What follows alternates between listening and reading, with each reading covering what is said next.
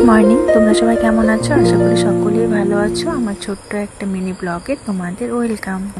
তো দেখো, আজকে বাড়িতে কেউ নেই, আমি আর আমার পাপা সারাদিন কি করবো তাই তোমাদের সাথে অল্প শেয়ার করছি। তো আজকে যেহেতু বাড়িতে কেউ নেই, তো পাপাকে নিয়ে নিয়ে কাজ করতে হবে। তো এই ঘরটা ভালো করে গুছিয়ে বেরিয়ে গিয়ে রান্নাঘরে চলে এসে বাড়িতে কেউ নেই, তো আমার জন্য অল্প রান্না করতে হবে। তো ভাবলাম ভাতটা বসিয়ে রেখে ওকে ঘুম পাড়িয়ে দেবো, অল্প ঘুম পেয়ে গেছে। তো এদিকে ভাতটা বসিয়ে দিয়েছি, এখন পাপাকে নিয়ে ঘরে চলে যাব, ঘরে গিয়ে ওকে ঘুম পাড়িয়ে দেবো। তো দেখো ঘুমিয়ে পড়েছে, ওকে শুইয়ে রেখে আমি এখন বাকি কাজগুলো সেরে নেব। এটা করবো পাপা ঘুম থেকে ওঠার আগেই সব কাজগুলো সেরে নেওয়ার।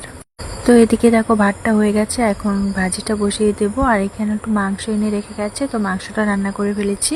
করে ঘরগুলো গুছিয়ে নিয়ে এখন স্নান সেরে পুজোটা দিয়ে নেব। চেষ্টা করব পাপা ঘুম থেকে ওঠার আগে পুজোটা দিয়ে দেওয়ার, কিন্তু না, পাপা তার আগে ঘুম থেকে উঠে পড়ে। যেহেতু আমাদের দুই জায়গায় পুজো দিতে হয় তাই একটু দেরি হয়। মন্দির আছে বাইরে আর ঘরে লক্ষ্মী ঠাকুর পড়েছে। দেখো এখন ওকে নিয়ে নিয়ে পুজো দিচ্ছি। তো আমি থালায় প্রসাদ দিচ্ছি, ও খাচ্ছে আবার আমাকেও দিচ্ছে। ও পুজো দিতে খুব ভালোবাসে, তো আমার সঙ্গে সঙ্গে দেখবে পুজো দিবে আর একটু পরপর প্রণাম করবে। তো আমার সঙ্গে ধূপ দেখাবে, শঙ্খ বাজাবে। তো রোজ এইভাবেই ও আমার সঙ্গে পুজো দেয়। তো আজকে এই পর্যন্তই, দেখা হচ্ছে অন্য একটি ব্লগে। সবাইকে টাটা।